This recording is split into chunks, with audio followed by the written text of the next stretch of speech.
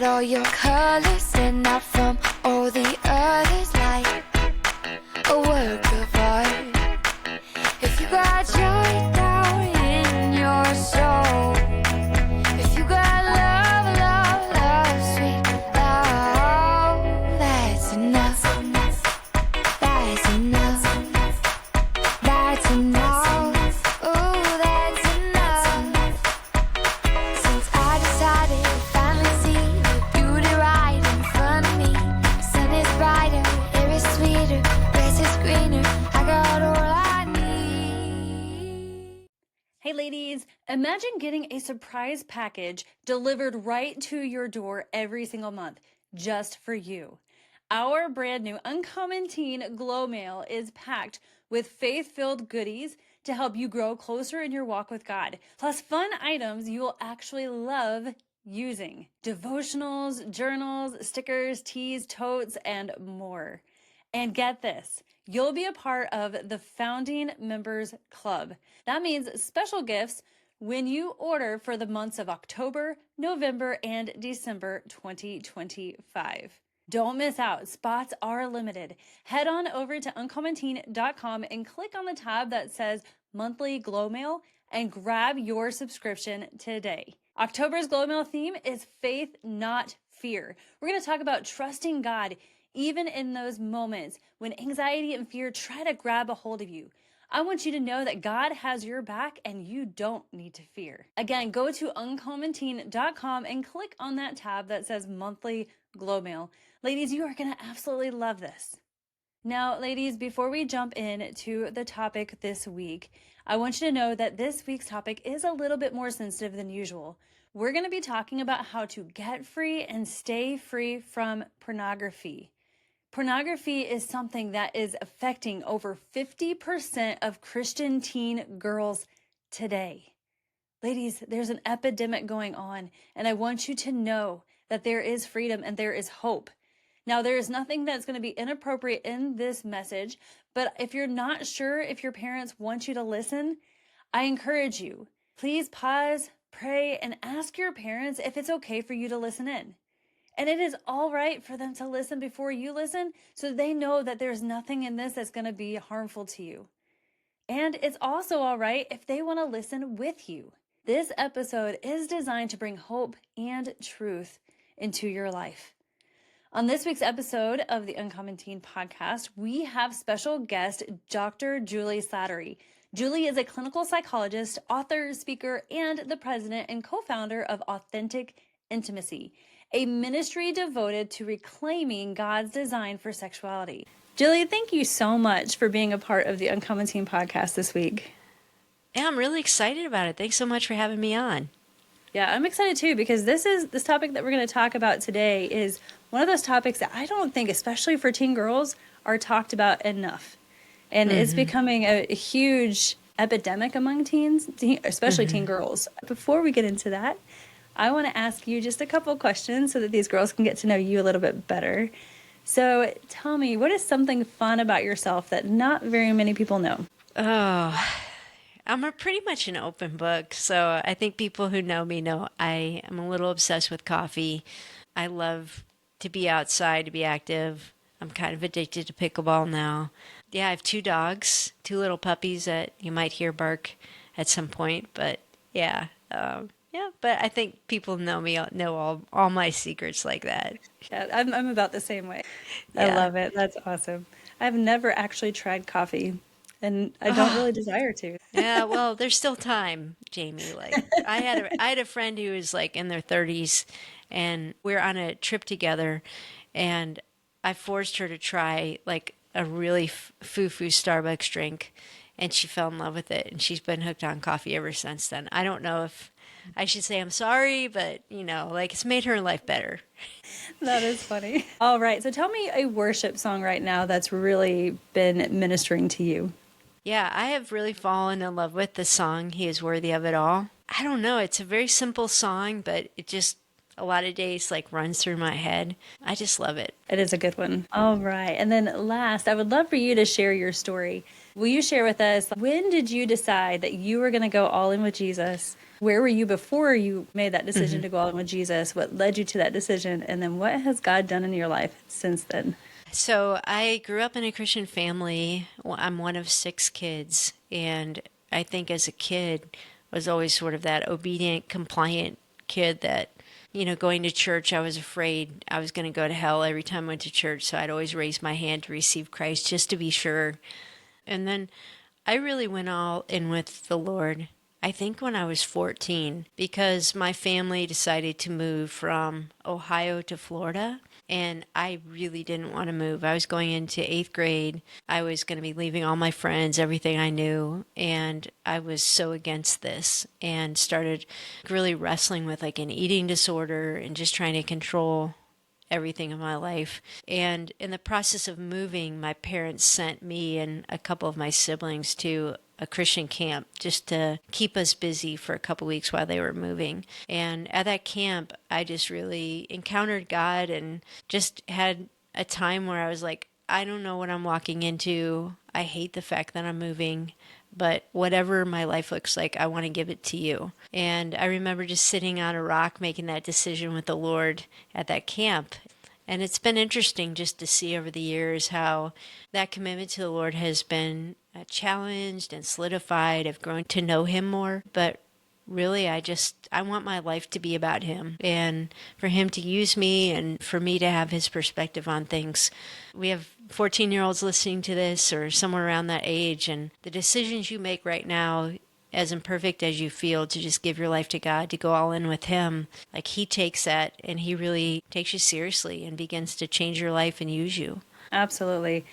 I've got a couple of your books, and the one I want to talk about the most probably is Her Freedom Journey, a guide out of porn and shame to authentic intimacy. And I love, again, I shared this a little bit ago, but I love that you have resources and materials on this because, as I said, this is not really talked about enough when it comes to teen girls, and especially Christian teen girls, coming from that perspective of God really does love you. I was talking to a girl who has been having challenges just emotionally with feeling worthy because of some things that she had done in her past. And it's like, oh my goodness, like Jesus died for it all. Like He has so much greater for you. And so tell me where this book originated out of. Like, what was your heart behind this book? Yeah, so to give some context, my background is I'm a clinical psychologist, but God really called me into this space of sexuality in 2012. So this is a water that I swim in, Jamie, like just people being really honest with me about the different struggles they have with sexuality, asking questions that they feel like there's no safe place to go. This particular book came out of, first of all, just meeting with so many women who were struggling with pornography and shame. And as you're saying, not really having a space to navigate that. But also my co-author, Joyce Garca, she works with me at Authentic Intimacy, and she had her own struggle with pornography. She became a Christian when she was, I think, her first year of college. But right before that, she was date raped. And to deal with kind of her questions and the shame of that, she started looking at pornography and got addicted to it. And then when she got saved, that addiction never went away. And she just was like clouded with so much shame and doubted her salvation. And then she really started to pursue healing. She heard a woman speak and give her testimony about struggling with pornography. And she was like, wow, I'm not the only person who struggles with this. Like other women have this struggle too. So we partnered together to write this book, which is really more of a workbook to give teens and women guidance out of the bondage of pornography and feeling the shame of being the only girl that struggles with this, to really knowing what does it look like to pursue freedom and where's Jesus with me in all this journey, with my shame, with my struggle. So that's really the heart behind it. So, in your experience, is this a big thing among girls? Oh, yeah, 100%. Like, I think when you look at the research, it shows that among teenagers, probably like 40 to 50% of girls are struggling with pornography at some level. And it might be looking at porn, but it can also be sexting and, chatting on things that are not really appropriate to chat on, or sending nudes. And it can even be like books that you're reading. There's so much teen literature that has pornographic kind of themes through it that cause you to question your sexuality or get you addicted to it. So I think this is a very pervasive issue among teen girls. And again, just because you're a Christian doesn't mean that you're not going to struggle with this. Yeah. What would you say is the underlying reason? I know there's multiple reasons, but like the underlying reason as to why this is such a struggle. I'm going to give you just two. I think, first of all, the porn industry is actively going after you. What we know from research is that the porn industry, which is a multi-billion-dollar industry, essentially said, well, we've saturated the male market, so let's go after the women now. And so they began creating porn to hook you, and using social media and romance novels and other things to draw young girls into pornography. And behind that motivation, I really think, is the devil too. Like, the devil is after you. Like, he wants you hooked on this stuff. And so that's kind of the behind the scenes reason. But the personal reason is that, God created our sexuality in such that when you have a sexual outlet or expression, your brain and your body releases all these chemicals that feel really good, like dopamine, like neurotransmitters that just feel good. They help you cope with life. And so when somebody sees pornography and they have a release with that, or whatever it might be, your body is actually experiencing this heightened celebration that was meant to be for marriage and the celebration of marriage, but your brain doesn't know the difference. And so your brain is saying, this is good, this feels good, that this helps me deal with stress, like just really draws me into curiosity. Then it becomes such a thing where you can't say no, because this becomes the way you cope with life. So if you're feeling depressed, if you're feeling lonely, if you're stressed out, you're having a bad day, pornography can be like that quick hit that at least very temporarily helps you feel good and feel at peace, which is why it really does become an addiction that even if you want to stop, it becomes very difficult to stop. It's just like a drug. The more that you view it, the more that you need to view it in order to get that same feeling or emotion or whatever it is. That's right, Jamie. And what's interesting about a pornography addiction that's a little different than a drug or alcohol addiction, with a substance addiction, you need more of the substance to get the same hit. But the way we're wired sexually with pornography, you don't necessarily need more, you need novelty, which is why a girl might start reading an erotic book that is somewhat tame, and then a year later she's finding herself watching things or engaging in things where she's like, wow, I don't know how I found myself here. And because in order to get that same hit, you need variety. And this is why pornography leads to acting out. It leads to kinds of things that you know are wrong, but you're still drawn to. Once the enemy has it as a weapon, he will continue to use it as a weapon. He doesn't want you to be like, oh, I can just walk away from this. I can just read a book and be okay, and then I'm done. He's going to take us down that road, and we're not even going to realize how far down that road we are until we wake up and we're like, what in the world? How did I get where I'm at today?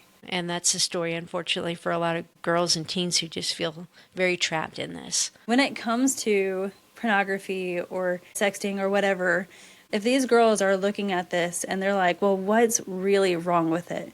What would you tell them? Well, from a Christian perspective, we believe that God created sex in order for it to be a celebration within the covenant of marriage. So a covenant is a relationship that is built on a promise. It's not built on feelings. This is why Christians are meant to believe that marriage is till death do us part. Even when things get difficult, we stay together because our relationship is based on a commitment. And so God created that to be the healthy expression of our sexuality. Pornography of any kind is going to want to have that celebration without the actual covenant. And that's the biblical reason why. But when we look at actually what pornography does to your body and to your brain, the science also backs us up. Consistent pornography use is linked to things like higher depression rates, anxiety, lower self-esteem. So it's linked to a lot of things that even social scientists would say, this isn't good for you. It also presents to you a very unrealistic view of what sexuality is. It teaches you to think of sex as a consumer.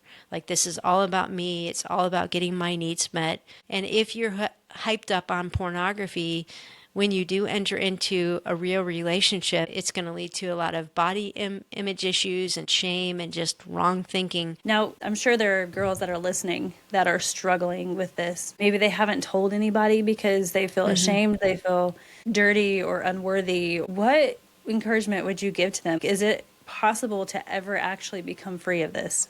Yeah, it is for sure. You know, that's why I loved writing this book with Joy, because she found freedom. I think the first step is for you to think about your church group, or you to think about the kids that go to school with you, and look at the research that says about 90% or so of the guys and probably about 40 to 50% of the girls have the same struggle you have. And they're struggling with lust, they're struggling with pornography. Picture that. Because what Satan wants to tell you is you are the only one struggling. And if you were to ever confess this or admit it to somebody, everybody would look at you like you're some freak. So I think when we realize what the scripture says is true, that the struggle you have is a common struggle. There's lots of people around you that are in a similar battle. But because our sexuality feels so private and shameful, you tend to keep that a secret. And as long as you keep it a secret, you're not going to find freedom. And so I'd really encourage the girl who is struggling, you know, just really find one friend, or maybe a mentor, or maybe it's your parent, or maybe it's a youth pastor. Just tell them that you've been battling with this, you want help, you want to find freedom, you don't know what to do. And let me just tell you, there is such a bond that is broken, a stronghold that's broken when you are willing to have the courage to confess it to somebody and to ask for help.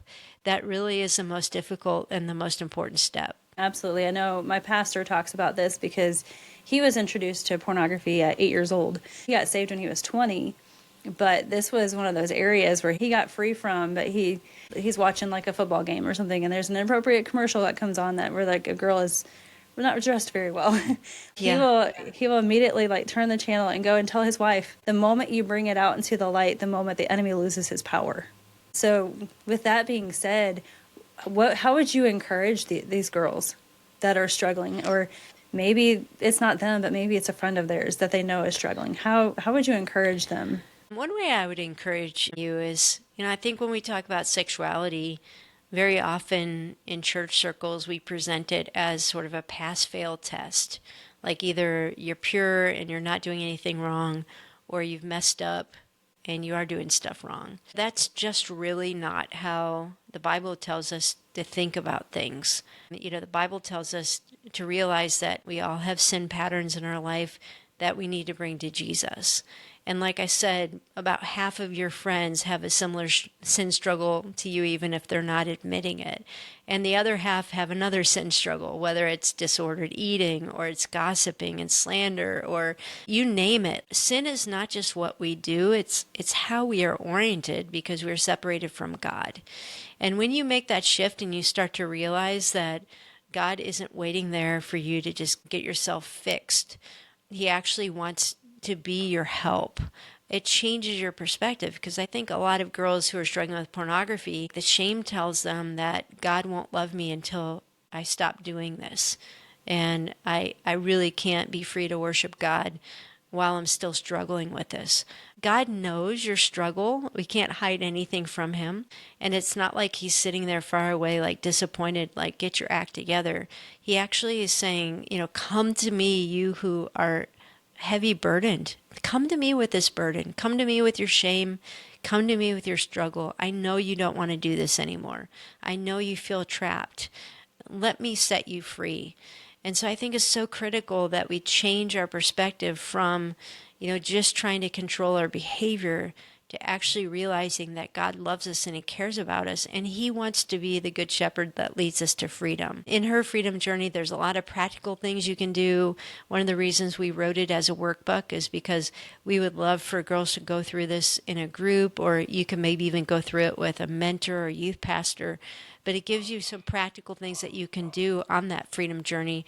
But ultimately, it really begins with understanding that God's not waiting for you to get this right. He actually wants to be your help through it. Christianity is not about behavior modification, do this, do that. It's about life transformation, God working from the inside out. And it's only then that our behaviors can actually change. We cannot change our behavior on our own. We don't have the power to do that. The other thing I would say, Jamie, and I think this is really important, freedom is a journey. And I think sometimes as Christians, we feel like if I confess this, God is going to immediately heal me from it. Like I'm never going to struggle again. And then you get discouraged if you fall back into it. And let me just tell you, like people that are on this journey of wanting to get free from pornography, it can take 6 months. It can take a year. It can take 2 years. Don't give up, because God is working in that journey. And again, he's not as concerned with you getting it just right as he is with you learning to depend on him and learning to be transparent. I heard one pastor say, we need to learn to be sin confessors instead of sin concealers.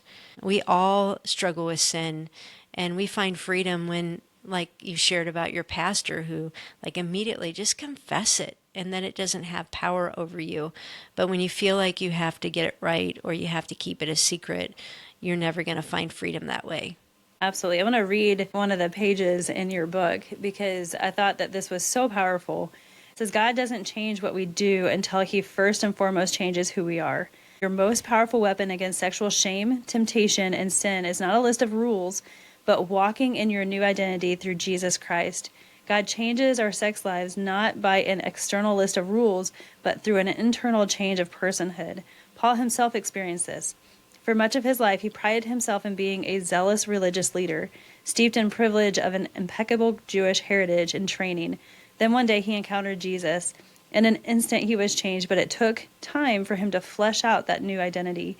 And I love that because that's so true. I mean, I think about Paul, and I bring this up when I talk to a lot of the girls that are struggling, and I'm like, if you think that you're not worthy enough for Jesus, just look at Paul. He wrote most of the New Testament, and in the book of Acts, we see that he didn't just kill Christians, but he actually enjoyed killing Christians. You can understand that unconditional love for somebody who enjoyed killing Christians, then that he has that same love for us. Yeah.